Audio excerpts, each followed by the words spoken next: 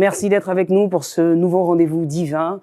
En tout cas, pour cette soirée, nous vous souhaitons donc la restauration, mais surtout l'édification au terme donc de ces prochaines 52 minutes que nous aurons à passer ensemble. Shalom chez vous et vous le savez bien que Point d'accord commence.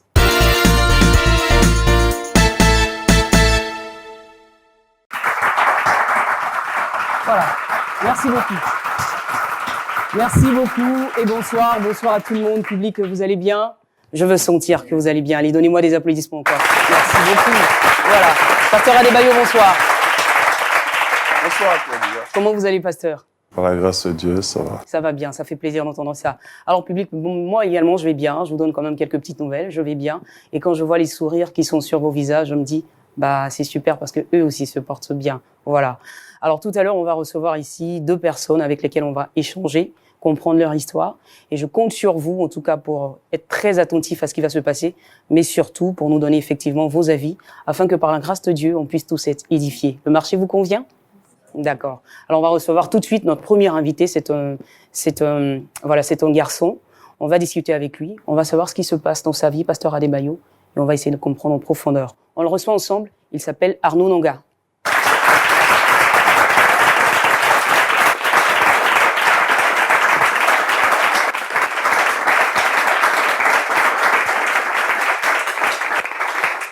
Arnaud, bonsoir. Bienvenue sur le plateau. Merci. Ça fait plaisir de te recevoir. Merci. Alors nous ici, effectivement, aujourd'hui, on a décidé d'être là à ton écoute, justement parce que ton histoire, bien qu'elle soit personnelle, en tout cas, elle nous intéresse aussi. On veut savoir ce qui s'est passé dans ta vie, on veut savoir pourquoi tu as décidé de venir sur ce plateau aujourd'hui. Qu'est-ce qui se passe effectivement avec toi? On veut tout savoir, on a tellement de questions pour toi, mais avant, on te présente assez rapidement. Donc, Arnaud Nonga, tu t'appelles. Justement. Âgé de 23 ans, Oui, à oui. peine. Oui. Et donc, aujourd'hui, tu convoques une personne qui est aussi très proche de toi. Première question déjà, quelle est cette personne que tu vas faire venir tout à l'heure sur ce plateau ici? La personne que j'ai convoquée aujourd'hui, c'est ma tante. D'accord. Donc, la femme au petit frère de ma mère, de ma défunte mère. D'accord. Voilà. Donc, la femme à ton oncle. Justement. D'accord. Avant de savoir pourquoi, justement, tu convoques cette tante sur ce plateau, déjà, cet oncle en question, est-ce que tu vis avec lui? Justement, je vis avec lui. Faut dire que j'ai perdu mes parents depuis le bas âge. J'étais très jeune. Et on était 3, moi et mes 2 petits frères.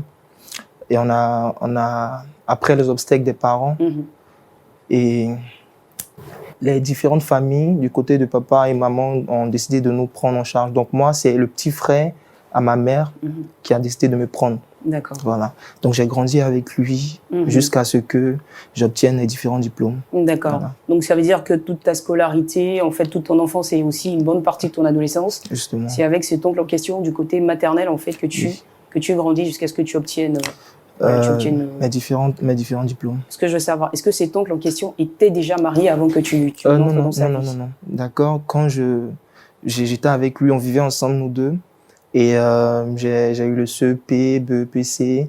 Et quand j'ai eu le bac, il a rencontré une femme et ils se sont mariés en fait. Donc c'est à partir de là que j'ai commencé à vivre avec ma tante que je convoque aujourd'hui. D'accord. Donc il n'y a pas très longtemps finalement que vous viviez ensemble. Pas si longtemps que ça en Justement, tout cas. Oui. Voilà. Mais enfin, je veux dire pour ce peu de temps que cette dame vit sous le même toit que vous, quels sont vos rapports en fait, voilà, dans la famille? D'accord. Faut dire vous avez que de très bons rapports. Vous entendez parfaitement avec elle. Ma tante, il n'y a pas vraiment, mais les parents qui ont décidé de m'élever, il n'y a pas vraiment de problème avec eux parce qu'ils sont bien. Voilà, mon oncle, c'est quelqu'un de bien qui m'a élevé, il m'a nourri, il m'a mis à l'école, m'a habillé, tout ça, il a tout fait pour moi jusqu'à présent. Donc, je leur dois tout en fait. D'accord, voilà. Vous leur devez tout. Est-ce que ton oncle et sa femme ont aujourd'hui des enfants? Oui. Ils ont 2 enfants. Je suppose qu'ils sont à bas âge. Oui, ils sont à bas âge parce que. Voilà. D'accord. Alors, si tout se passe bien, Arnaud, comme tu le dis, si tout va très bien, aussi bien avec ton oncle qu'avec sa femme, quelle est donc la raison, finalement, la réelle raison de ta présence sur ce plateau ce soir? Ok. La raison de ma présence sur ce plateau est vraiment compliquée parce qu'il faut dire que j'ai grandi dans un milieu chrétien. D'accord. Mon oncle, il est chrétien et quand on était petit, Ils m'ont mené à l'église, donc j'ai vraiment adopté le christianisme, en fait. Voilà. Et depuis un certain temps, mon oncle, il a perdu son boulot. D'accord. Voilà, il a perdu son boulot. À quel moment est-ce que ton oncle perd son boulot? D'accord. Donc, quand ils se sont mariés, quelque temps après, ça n'a pas trop duré, il a perdu son boulot, il a été licencié. Voilà. Il a été licencié. Il faut dire que c'est lui qui faisait tout à la maison parce que voilà, avec le salaire qu'il avait. Mais après, quand il a été licencié, il y avait vraiment rien à la maison. C'était vraiment dur. C'était vraiment dur. Et c'est là, une amie à ma tante, a proposé à ma tante de vendre la boisson, l'alcool en fait. D'accord. Voilà. Donc, elle a commencé à vendre l'alcool. Elle a commencé d'abord par un petit dépôt.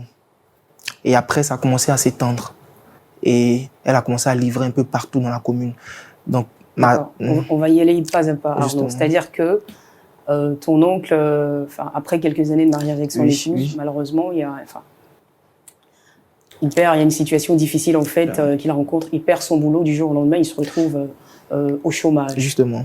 Et donc, ça devient très compliqué justement de pouvoir gérer les deux bouts, de faire face aux charges de la maison, parce que c'était en fait son salaire qui constituait la seule entrée d'argent. Oui.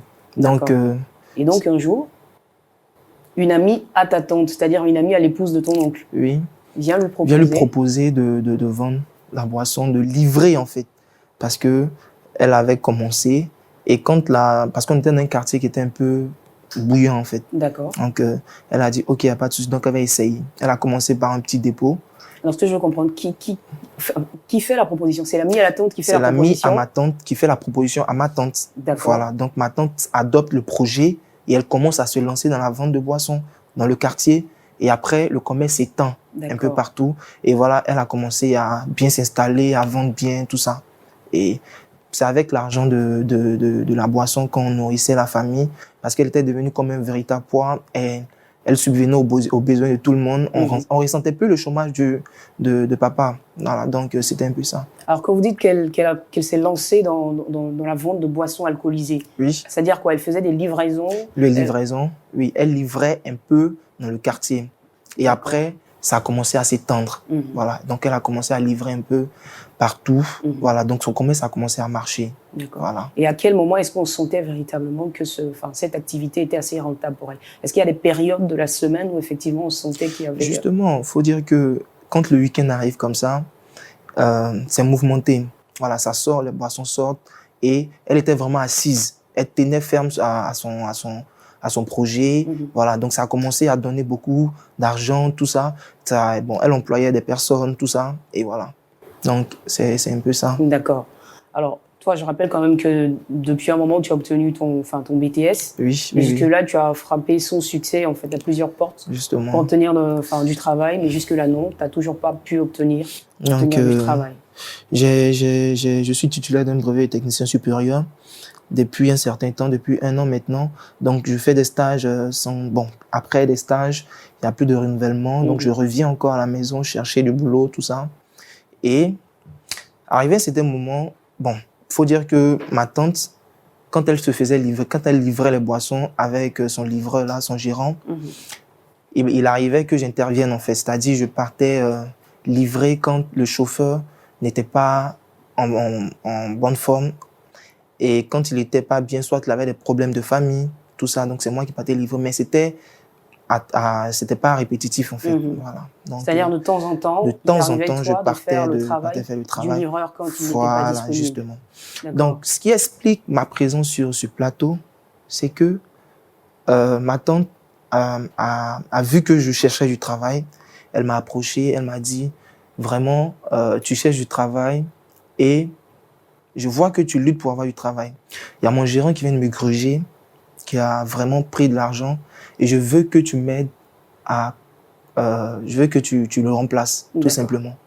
Voilà. Alors, Arnaud, quand elle te fait cette proposition de travailler en fait à la place de son gérant qui l'a narqué, est-ce qu'elle te propose un salaire en contrepartie? Justement, elle m'a proposé un salaire.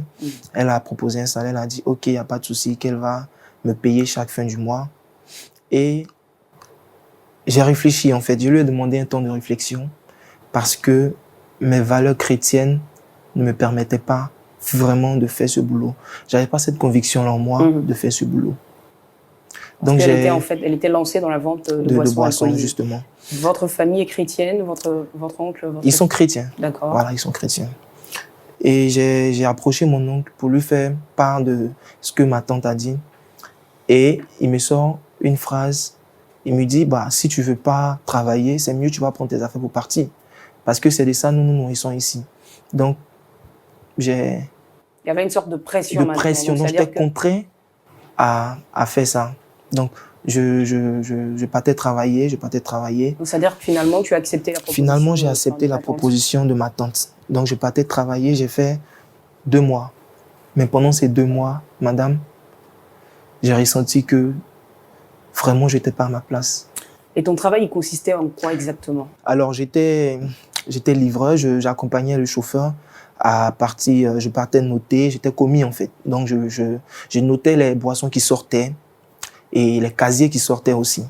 Donc, j'étais avec le chauffeur, on partait. Et quand j'arrivais sur place, il arrivait que souvent, il pouvait avoir des ruptures de stock.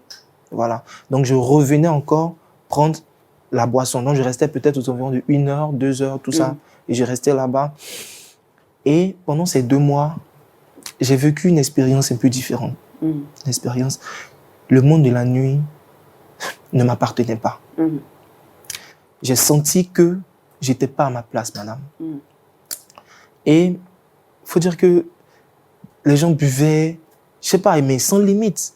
Il y a la cigarette qui était là, même la drogue, des jeunes filles qui étaient... Franchement, j'étais pas dans mon élément.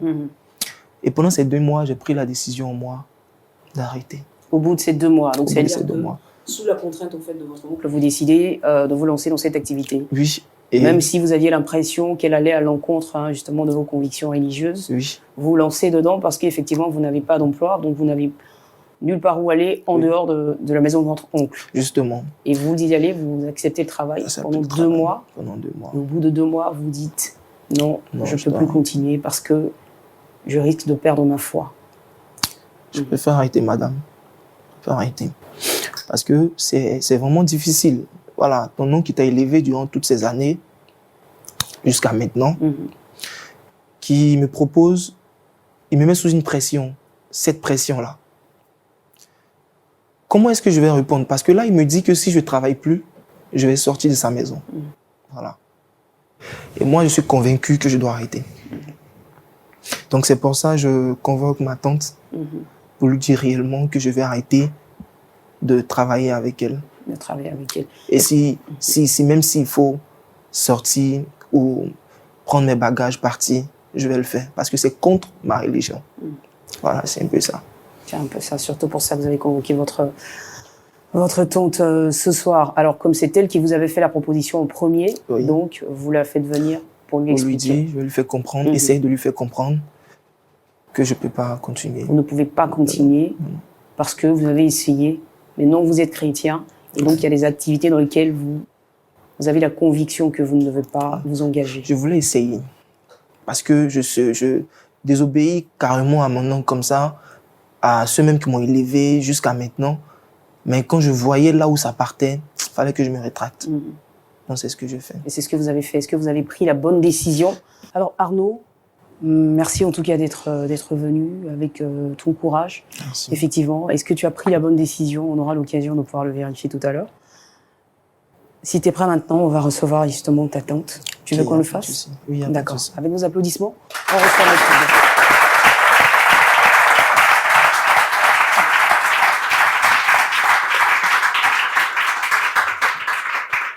Bonsoir Mathilde. Bonsoir madame. Bienvenue sur le plateau. Merci beaucoup. Alors Mathilde, effectivement, c'est clair que tu nous visites parce que, il y a une raison en fait qui explique ta présence ici.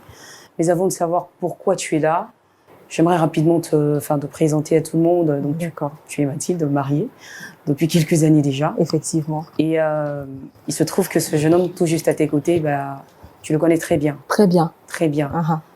Alors, quel est le lien qui vous lie? Lui, c'est mon neveu. Neveu.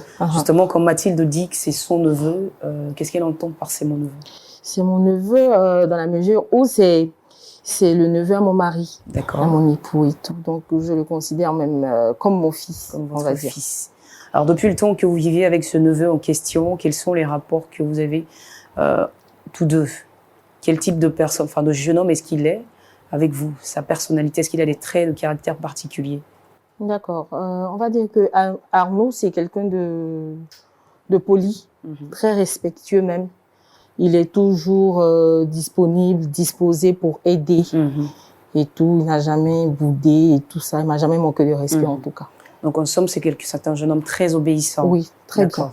Alors avant votre arrivée, effectivement, on a discuté un tout petit peu avec Arnaud, qui nous laissait entendre que aujourd'hui, il est titulaire donc d'un brevet de technicien supérieur. Effectivement. Et depuis un bon moment, qu'il frappe à plusieurs portes. Enfin, il a frappé à plusieurs portes. Et jusque là, les portes de l'emploi ne lui ont pas encore été ouvertes. Est-ce qu'il lui est arrivé assez souvent, enfin quelquefois, de venir vers vous pour vous en parler de ses difficultés à trouver un emploi? Est-ce qu'il vous en parlait souvent? Ben écoutez, comme vous le dites, madame, c'est quelqu'un d'abord à la base qui est très brillant. Donc il a vite eu son BTS comme il vous l'a signifié et tout, je suppose qu'il vous l'a signifié. Et donc, à chaque moment, on le voit en train de rédiger son CV ou bien des lettres de motivation. Et après, quand il part, qu'il revient, il a la mine toute défaite. Et on comprend tout de suite qu'il n'y a pas de bons résultats par rapport à la demande d'embauche. Et nous, en tant que parents, parce que je me considère un peu comme sa petite maman, sa tata et tout, ça pince forcément le cœur. Maintenant, la question est de savoir si Arnaud, c'est quelqu'un qui approche pour s'ouvrir et tout ça. Non. Non, c'est quelqu'un qui est vraiment renfermé, il est calme dans son coin, il apprend à supporter ses épreuves tout seul. Voilà pour la raison pour laquelle je suis étonnée même d'être sur ce plateau et tout ça. Donc voilà. Ça veut dire qu'aujourd'hui, vous avez forcément un souhait à l'endroit d'Arnaud, c'est de peut-être, un souhait que vous formulez peut-être à son endroit. Oui, c'est qu'il trouve, je vais dire, un emploi. Un emploi et tout, sinon qu'il prospère dans son emploi. Qu'il prospère dans son emploi. Ça veut dire en fait que Arnaud a quelque chose en ce moment sous la main. Oui, effectivement. Et vous pensez que c'est une réponse, ça peut être une réponse à ses prières?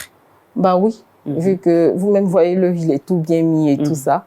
Et donc je me dis que déjà pour un début, imaginez un peu la suite. Imaginons un peu la suite. D'accord. Donc, pour vous, aujourd'hui, Arnaud, il a un travail, en tout cas, il a une activité. Donc, ce qui fait qu'il n'est pas oisif. Il a un petit salaire, ce qui est pas mal, qui lui permet, comme vous l'avez dit, d'être aussi assez bien mis. Donc, c'est déjà c'est déjà pas mal. C'est déjà un bon début. D'accord. Merci beaucoup, Mathilde. Je voulais juste avoir ces petites informations avant de vous laisser tous les deux, justement, vous entretenir, parce que je pense qu'Arnaud a quelque chose de très important, à partager avec vous. Donc, il est là, il va le faire. Arnaud, Mathilde est prête à entendre ce que tu as à lui dire. Donc, si ça peut aider, je te souhaite bonne chance en tout cas. Merci. Tata. Oui. Au fait, là, je t'ai fait venir ici aujourd'hui pour t'avouer un truc, pour te dire un truc, en fait. Voilà. D'abord, là, je veux te dire merci, tonton et toi, pour tout ce que vous avez fait pour moi, depuis le début jusqu'à maintenant, parce que c'était pas évident. Voilà. C'était pas évident parce que vous m'avez élevé, vous m'avez tout donné, vous m'avez nourri, vous m'avez mis à l'école. J'ai pas senti que j'avais des cousins, mais j'avais des frères, puisqu'il n'y avait pas de différence entre les enfants et moi. Les deux enfants. D'accord. Voilà. Merci beaucoup. Merci. Merci, je te remercie aussi. Mais je me dis que si c'était pour me dire merci, on n'avait pas besoin de venir jusqu'ici quand même. Et c'est à toi le merci parce que tu as été toujours là pour nous. Et tout ça, tu n'as jamais froncé les cils lorsqu'on t'envoyait faire quelque chose et tout. En tout cas, je suis fière de toi. Je suis vraiment fière de toi. Mon mari et moi, nous sommes tellement fiers de toi que nous projetons vraiment de grandes choses pour toi à l'avenir. Des choses même qui vont te surprendre. Au travers notre activité, on a décidé de faire pas mal de choses pour toi. Pourquoi cette nuit? Ok. Au fait, Mais avant, Arnaud, avant que tu n'achèves, si je peux me permettre, Mathilde, je veux dire, aujourd'hui, on pourra te considérer un peu comme, on te considère même pas, tu deviens parent d'Arnaud aujourd'hui. Et donc, toi, en tant que parent, est-ce qu'il y a des activités, je veux dire professionnelles, vers lesquelles tu ne souhaiterais peut-être pas que Arnaud s'oriente? Si c'était le cas, est-ce que tu allais l'arrêter automatiquement, je veux dire? Arnaud lui-même, étant assis là, il le sait. Il le sait dans la mesure où nous sommes des chrétiens. Et des chrétiens vraiment engagés dans le Seigneur. Et donc, il y a certaines choses avec lesquelles on ne badine pas, quoi. Voilà, donc s'il y a certaines activités qu'Arnaud voudrait entreprendre, il sait que je ne vais même pas accepter cela. Et je vais même pas lui conseiller même de le faire. De s'engager. Voilà, de s'engager dans ces activités-là. Donc, il est assis là, il me connaît. Il sait que moi, je suis très engagée dans le Seigneur. Je suis très catégorique sur certaines choses et tout ça. Et donc, lui également, il est assez mature. Oui, assez mature. Lui aussi, il est voué au Seigneur. Donc, il sait, il n'y a pas de souci à ce niveau-là. D'accord. Donc, il est assez mature pour savoir qu'il est peut-être en train de s'engager sur une voie qui n'est pas forcément celle du Seigneur. D'accord. Alors, Arnaud, c'était juste cette précision que je voulais avoir. Tu peux terminer donc ce que tu t'en parles. Arnaud, il faut parler parce que tu commences vraiment à me stresser. Donc, comme je disais d'abord, c'était pour te dire merci, tonton, et toi. Merci. Tata, il va arrêter de travailler. Il va arrêter de travailler au dépôt de boissons, parce que vraiment, Attends, tu as eu du boulot. Tu as eu un autre boulot? Non. Je veux arrêter de travailler au dépôt parce que ça ne m'arrange pas. Ça t'arrange pas comme... Attends, spirituellement parlant, là, ça ne m'arrange pas parce que je suis quelque part qui ne m'arrange pas. C'est comme si je suis forcé à faire quelque chose qui n'est pas pour moi. Non, mais Tata, il faut me comprendre. Je ne peux pas faire ce métier. Ça ne m'arrange pas. Honnêtement, je ne peux pas. J'ai commencé, j'ai essayé, mais j'ai vu que je ne pouvais pas aller loin avec. Donc, Tata, il faut me comprendre. Il faut voir tonton. Je ne sais pas comment est-ce que vous allez voir ça pour que je puisse arrêter de travailler. Tu as fini. Tu ne peux plus travailler. Ah non, tu me déçois avec tout ce que j'ai dit tout à l'heure là.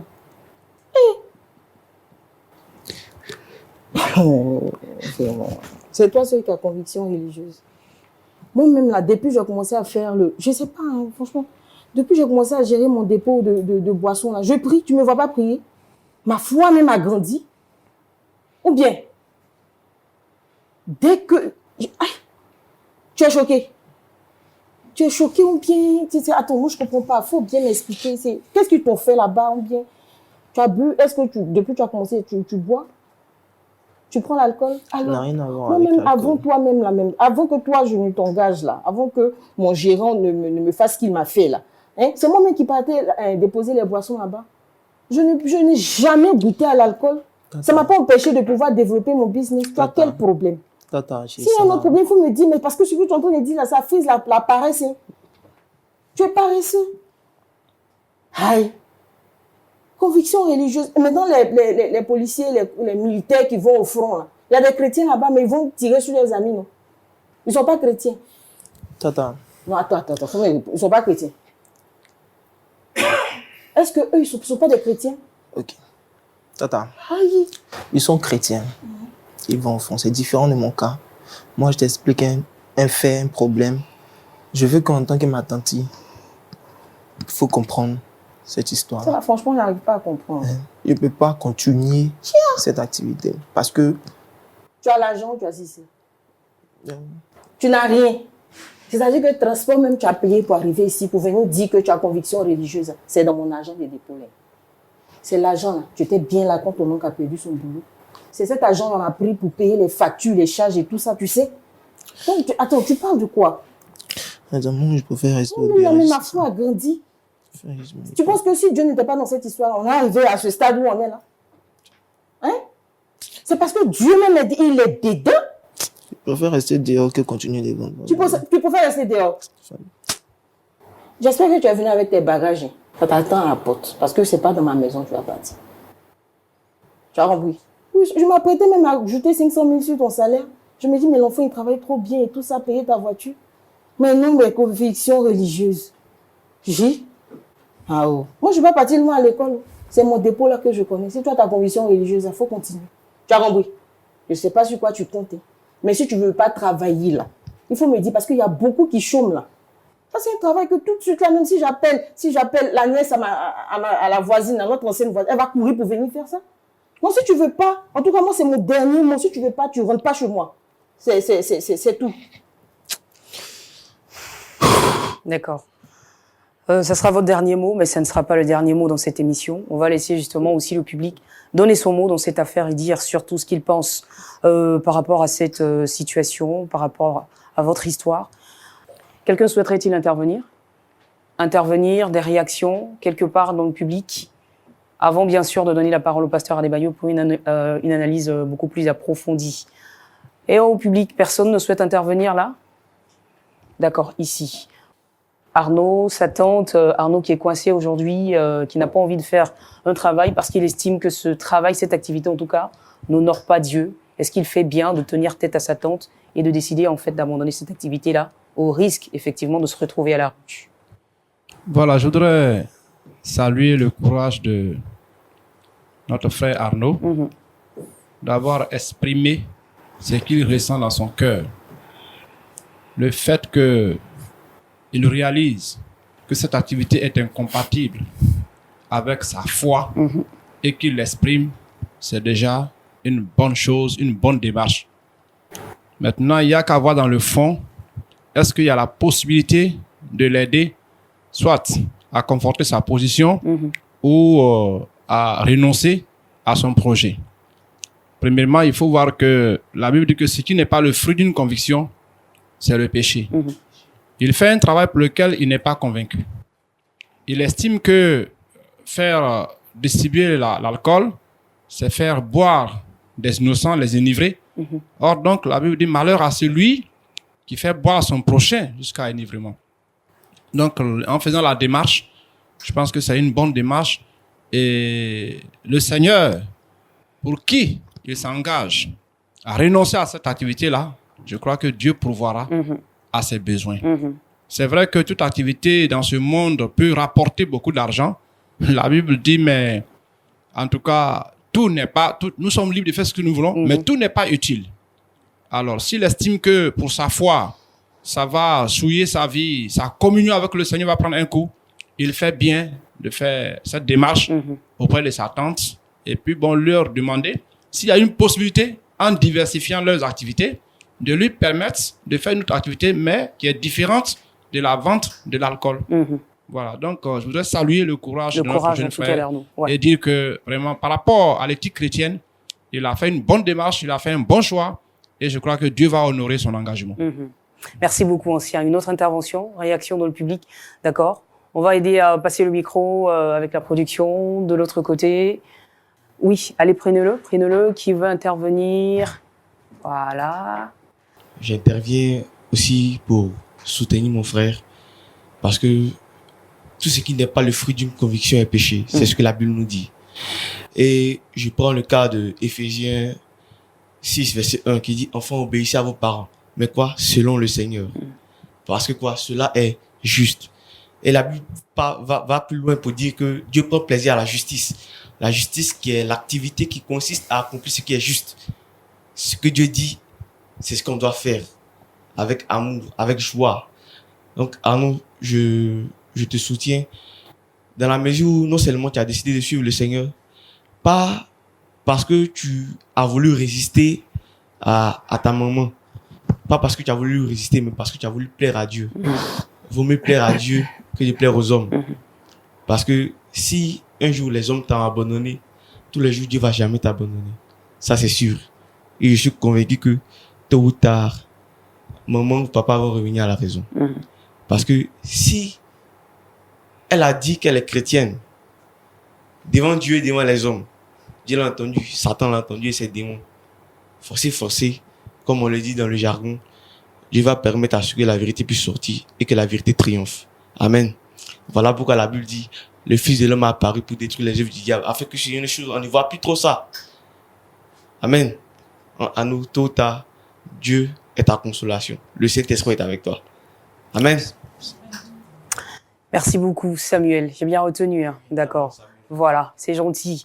Merci. Donc, Samuel, tu vas passer le micro. Je pense qu'il y a une intervention, une réaction féminine. C'est que j'aimerais dire à ma maman de ne pas se fâcher. Parce que si Arnaud a décidé de ne pas faire ce travail, je pense qu'il y a quelque chose de mieux. Quand même si actuellement il n'obtient pas encore un travail, je pense que il y a d'autres activités encore à faire. Donc, ce que j'aimerais dire à un moment, c'est de faire asseoir Arnaud et demander ce qu'il peut faire. Là, comme ça, il peut lui donner autre travail à faire. En tout cas, s'il veut, vendre autre chose à part la boisson, il peut le faire pour apporter de l'argent. S'il ne se sent pas à l'aise du tout, je pense qu'on n'a pas l'obliger. Parce qu'avec Dieu, on ne peut pas obliger toute chose. Il faudrait qu'il soit à l'aise pour faire son travail. Il ne peut pas aller tout au travail en train de pleurer, en train de ce qu'il va faire, je pense que s'il va travailler toujours et puis en train de bouder, vraiment, ça ne va pas plaire du tout à Dieu. C'est clair. Donc, maman, il faut vraiment réfléchir à ça. Il ne faut pas mettre ton fils dehors parce que vraiment, ce n'est pas la solution. Il y a tellement d'activités à faire. Voilà, donc il faut parler avec lui et puis voir ce qu'il peut faire. D'accord. 2 réactions ici et c'est terminé. On va faire intervenir le pasteur Adebayo. Alors, commençons par vous, cher frère Shalom. Shalom. Moi, c'est le frère Tabi Bami Junior. Alors, je veux déjà saluer le courage d'Arnaud. Aussi, je veux dire à maman que, au-delà même de voir la réussite, on va dire sur terre, d'Arnaud, en tant que sa mère, elle souhaite aussi que son fils aille au paradis. Voilà. Elle va certainement se réjouir plus de voir Arnaud au paradis que d'être heureux sur terre et puis aller à l'enfer. Pour dire que, comme le frère l'a dit, les mauvaises compagnies corrompent toujours les bonnes mœurs. Voilà. C'est une activité où il n'est pas en paix avec son âme. Cela peut l'amener justement à abandonner la foi. Et là, ce à quoi elle ne pensait pas, cela peut arriver. On va dire dans son intention, Arnaud, il est fervent chrétien, n'est-ce pas? Mais on ne sait pas qu'est-ce que cela va découler lorsqu'il va être dans cette activité de nuit. Certainement que des personnes vont corrompre sa foi et autres. Et là où elle ne pensait pas, cela va arriver. À tel enseigne qu'elle va regretter même de l'avoir mis dans cette histoire. Voilà. Pour ne pas justement arriver au point de regret. Voilà, qu'elle puisse réfléchir à d'autres activités, comme les bien-aimés l'ont dit, pour que Arnaud puisse hériter du royaume des cieux. La dernière intervention. Et le pasteur, oui, juste à côté. Franchement, moi, je voudrais dire merci au courage de mon frère Arnaud. Ce n'est pas facile, mais la Bible est claire là-dessus que tous ceux qui veulent me suivre, qui portent leur croix. Alors aujourd'hui, il est en face de sa croix, c'est pas facile. Tout à l'heure, on veut d'attendre que moi, on veut le faire sortir parce que voilà, il va refuser de travailler avec elle. Mais moi, ce que j'aimerais dire à la maman, c'est pas maintenant qu'elle peut faire sortir Arnaud. Depuis bas âge jusqu'aujourd'hui, où il a obtenu déjà un BTS, il est là maintenant de parler à son mari, et rentrer partout et chercher un travail pour Arnaud, puisque le travail dont il fait aujourd'hui n'est pas un travail qui lui plaît beaucoup. Alors, beaucoup de patience à maman, et que, en tout cas, elle cherche un autre travailleur, puisque Arnaud a déjà pris sa décision, qu'elle cherche un travailleur pour travailler avec elle, et que Arnaud aussi, on lui cherche un bon travail, qui correspond au travail d'Arnaud. Parce qu'il n'a pas eu un BTS, je pense bien, un BTS dans la gestion commerciale ou bien dans ce domaine. Donc, là où il se sent très mieux, que maman et papa fassent quelque chose afin que Arnaud ait un bon travail. Et soutenir aussi ses petits frères et ses cousins. Merci beaucoup.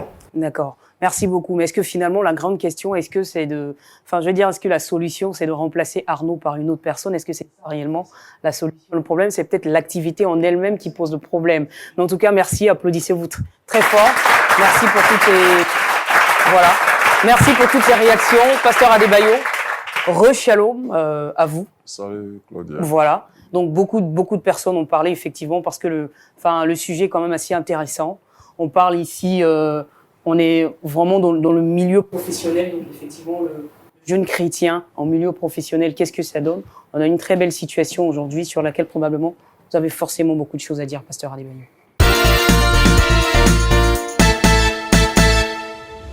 Bon, les uns les autres ont si bien parlé, l'ancien a parlé avec ces chrétiens.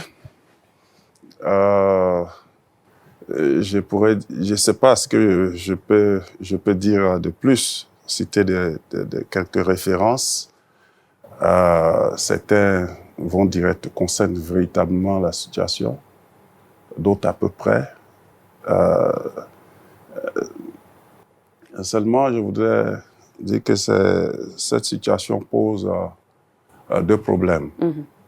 Le premier, c'est le contexte socio-culturel africain. En tant qu'Africain, on ne dit pas à ses parents, pendant qu'on est encore à la maison, qu'on ne veut pas faire le travail de tout le monde. Ça, ce n'est pas possible. Tant que tu es dans la maison, là, si ton papa est menuisier, tu ne travailles pas, tu vas l'aider. S'il est maçon, tu ne travailles pas, tu vas l'aider. Même si tu as eu des diplômes, il ne va pas les prendre d'autres apprentis pour l'aider. Pendant que toi, tu es assis, tu manges. S'il y a poulet, tu manges. Il y a mouton, tu manges. Mais c'est ce travail qui envoie la nourriture. En Afrique, on n'accepte pas. C'est en Europe, on tient compte des conceptions des uns, même de l'enfant. Mais ici, là, c'est la famille. Donc, ça, il faut que Arnaud le sache très bien. Ce qui pouvait aider Arnaud, c'est d'avoir un travail. Au moins, s'il avait un travail, selon sa capacité, son niveau intellectuel, sa formation professionnelle, ça peut aider sa tante à accepter la situation. L'autre élément, Arnaud n'est pas 100% l'enfant de son oncle. C'est pas, sa tante le sait, Arnaud le sait. Donc, facilement, on peut se débarrasser de lui. Est-ce que vous comprenez? Donc, le contexte est assez délicat. Et Arnaud doit comprendre. C'est vrai qu'ils sont chrétiens et tout ça. En dépit de leur foi chrétienne, ils sont allés dans ce travail. Parce que c'est ce qui est facile à faire, à trouver qu'on fait quand on est à la recherche du travail. Donc, cherchant, bon, une amie l'a mise dans ce travail. Et puis, ça marche. Ça marche très bien. Dieu est dedans. Comme elle a dit, Dieu est dedans. Parce que ça marche, elle a de l'argent. Ce qui est faux, d'ailleurs. Et moi, je voudrais dire à la tante d'Arnaud que ce n'est pas parce que quelque chose marche que Dieu est dedans.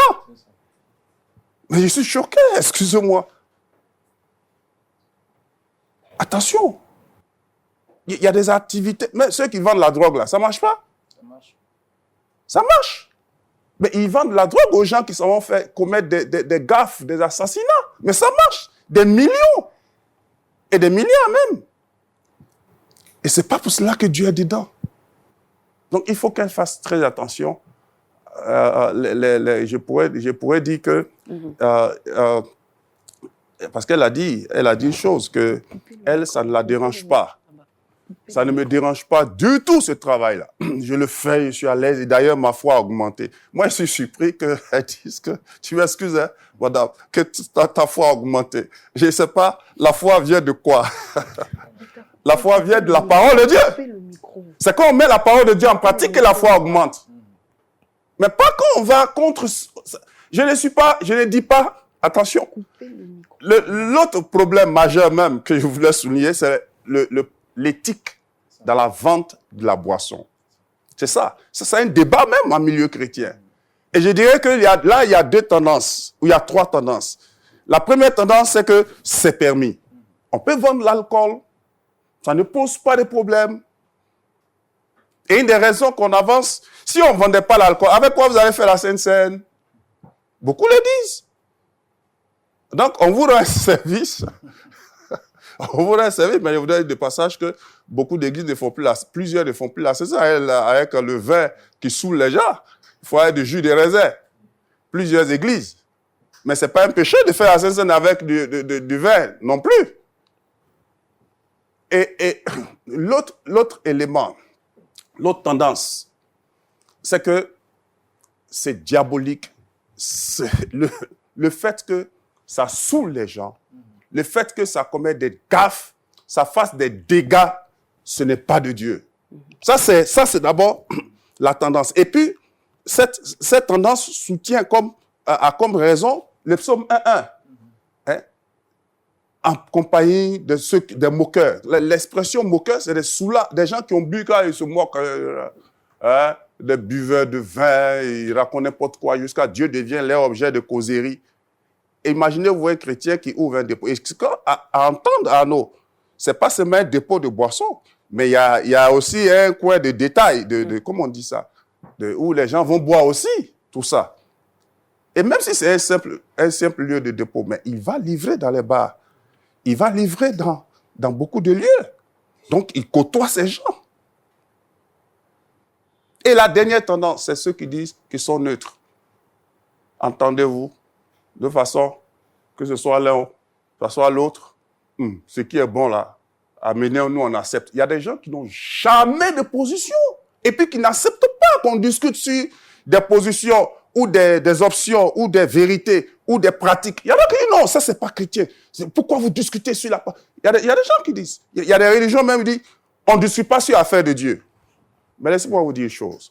Toute la vie de Jésus, à partir de son ministère, il a passé le temps à être confronté par des religieux qui ne comprenaient rien de la loi de Dieu.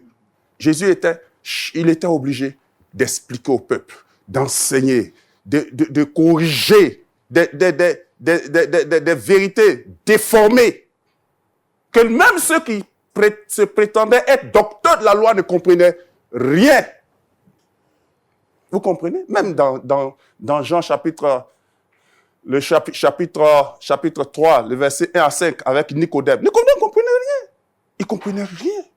Et Jésus lui a dit, il faut que tu naies de nouveau déjà, mais il est effondré. Toute sa doctrine s'est effondrée. Il ne comprenait rien. Il faut que je revienne, je retourne dans le sein de ma mère, moi à mon âge, vieillard, comme ça. Il ne comprenait pas ça. Je voudrais simplement dire, alors, déduit de cela, c'est trop bavard parce que Claudia dit souvent que je parle trop, mais ça dépend de l'inspiration aussi. Bien sûr. Mais j'ai résolu de ne pas être trop long. Ça va? Ça va, pasteur, allez-y. Je voudrais dire à la tante de Arnaud de faire très attention. C'est vrai que la famille, à un moment donné, a été éprouvée. Yako. Mais ce n'est pas pour ça que vous allez demeurer dans ce que vous faites. Ce n'est pas pour cela que vous allez demeurer dedans. Ça, c'est un. De deux, le fait qu'on vous a introduit dedans devait vous aider à poser la question à votre pasteur. Pasteur, voici ce qu'une amie me demande de faire. Qu'est-ce que vous en dites? Et tu auras le soutien ou comment on appelle ça? Le refus de ton pasteur. Alors, mais tu t'engages dedans et c'est maintenant ta foi grandit. Et c'est vrai, hein, ce qu'elle a dit là, c'est pas faux, hein? C'est pas faux. Quand elle dit que c'est maintenant sa foi a grandi, il y a beaucoup de chrétiens, quand ils commettent des fautes là, c'est maintenant ils ont la foi. Quand ils couchent dans le péché là, c'est maintenant ils ont la foi. Quand ils insultent le pasteur, c'est maintenant ils dansent à l'église. Non mais c'est vrai, c'est bizarre. Vous les voyez, ils sont tranquilles, ils font rien. Mais le jour où ils ont commis adultère, ou bien ils ont vécu n'importe comment, c'est le jour là, ils se lèvent et puis ils dansent. Ils dansent. C'est pas... Et après, on se rend compte que ça fait 2 jours en arrière, celui-là, il a fait ceci. On l'appelle, en dépit de ce que tu as fait, tu danses. Je parle en tant que pasteur. Elle dit sa foi a augmenté. Dans quel contexte? Des gens boivent, ils s'en vont tuer, ils s'en vont se tuer au volant. Au volant. Ils s'en vont tuer d'autres personnes au volant. Mais un chrétien ne peut pas accepter l'éthique, comme l'ancien l'a dit, l'éthique chrétienne. L'éthique même chrétienne. Jésus, l'éthique chrétienne est plus importante que l'éthique religieuse. C'est pourquoi moi je ne suis pas d'accord avec Arnaud quand il dit ceci, ma conviction religieuse. Non, ta conviction spirituelle, ma foi. Parce que la religion a un sens un peu péjoratif.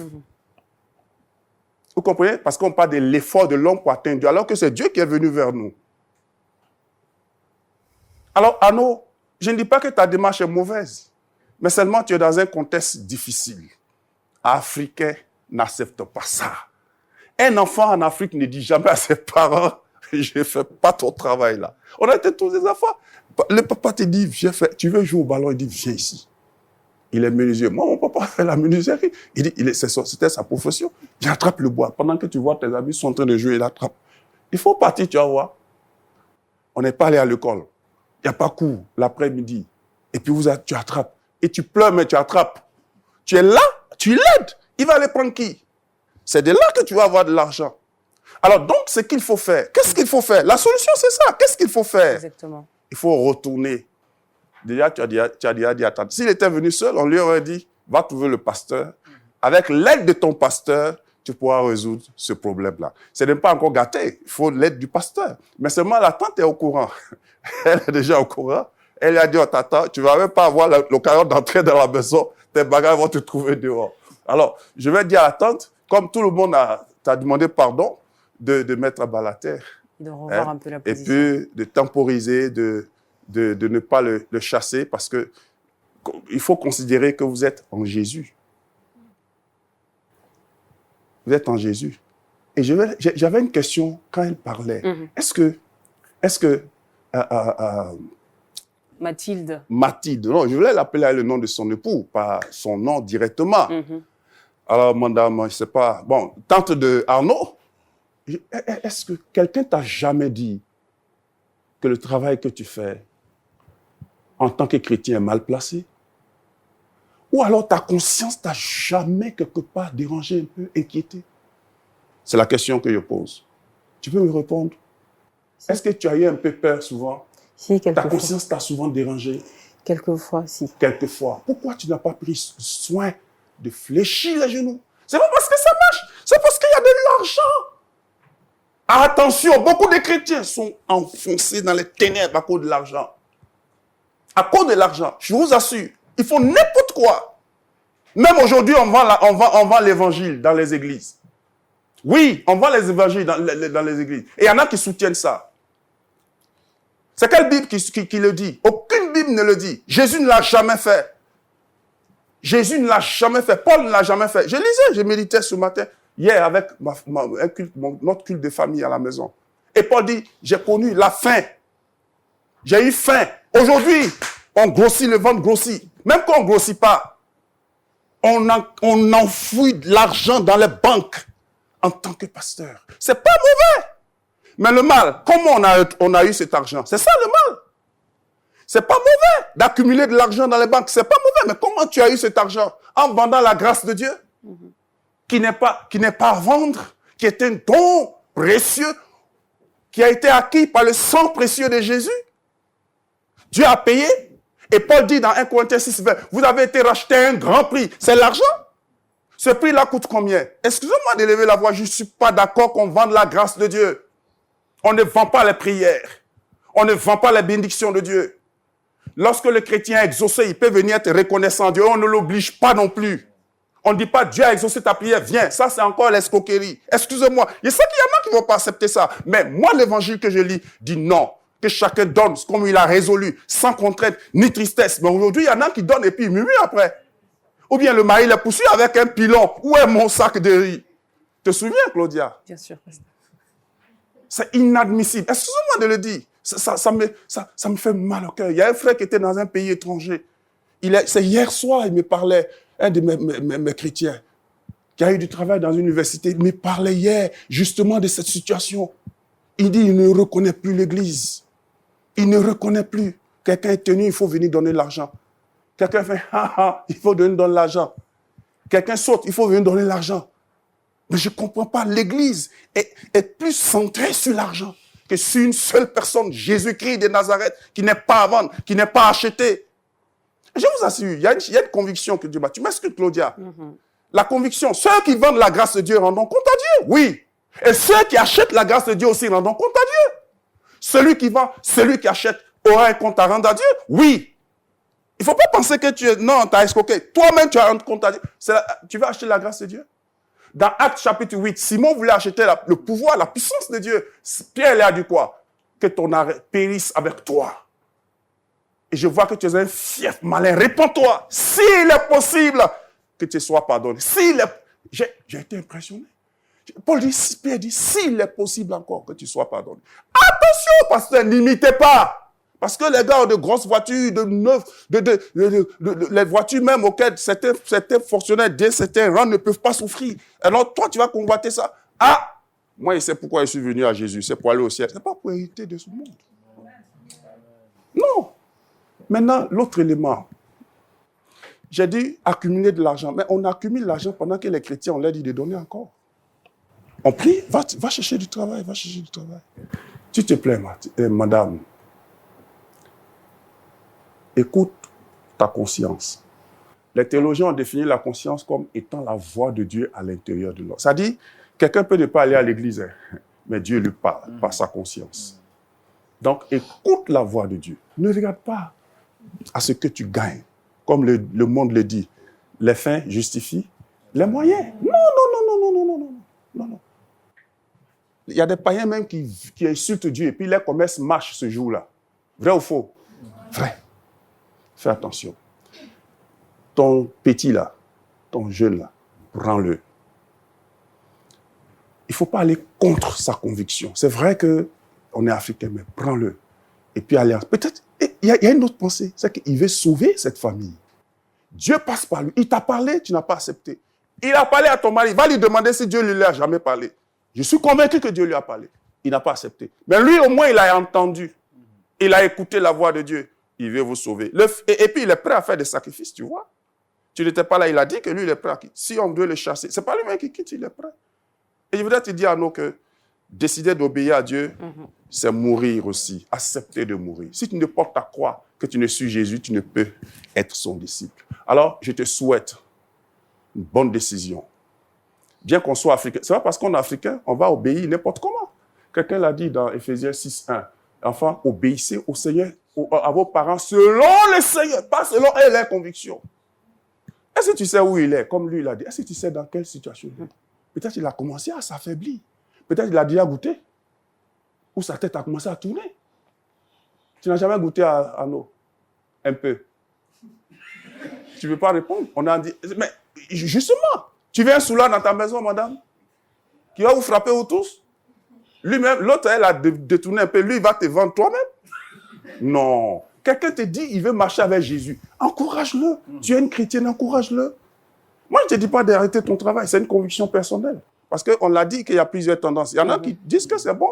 D'autres disent, non, moi, il ne peut pas prendre décision par rapport à ça. À chacun de faire selon sa conviction spirituelle et sa conscience. Parce que chacun en a compte à Dieu. Mais moi, ce que je sais, il ne peut pas donner à boire à quelqu'un et puis ça va se tuer dans un accident sans avoir une conscience chargée ou un cœur brisé. Il préfère chercher du bon travail. Alors, j'ai dit, il ne serait pas long, j'ai dit très long. Madame, ne le rejette pas. Au contraire, allez réfléchir en famille. Retrouve ton mari avec Arnaud, avec les autres enfants. Priez le Seigneur, cherchez la face de Dieu.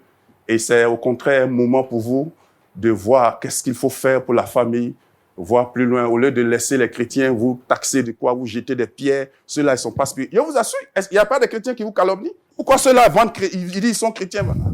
Tout ça, ça t'ébranle aussi. Prends conscience et puis cherche la face de Dieu. Merci beaucoup, pasteur. On peut applaudir. Merci beaucoup, pasteur.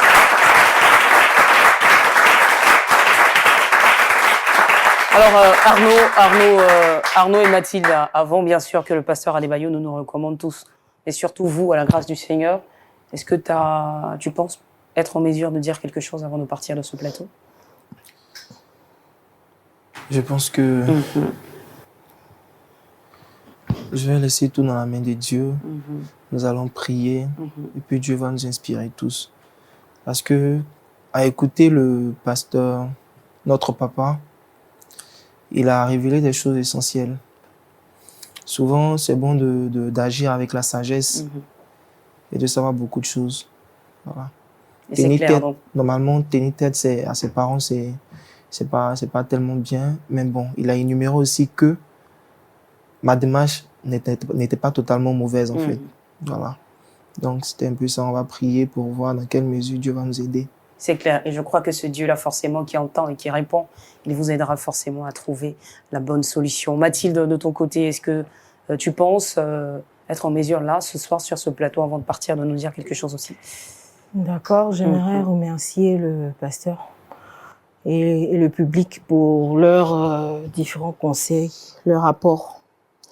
C'est vrai qu'étant chrétienne, je dois faire à ce stade-là profil bas. D'accord? Et chercher réellement la volonté du Seigneur. Et comme le pasteur l'a signifié, J'aurais pu en parler à, je vais dire, ma couverture spirituelle qui est mon pasteur.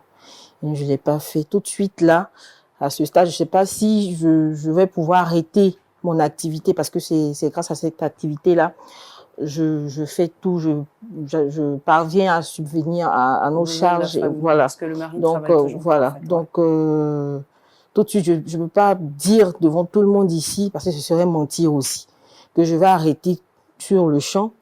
Mais comme j'ai aussi la foi en Jésus, je pense que je vais m'approcher du Père.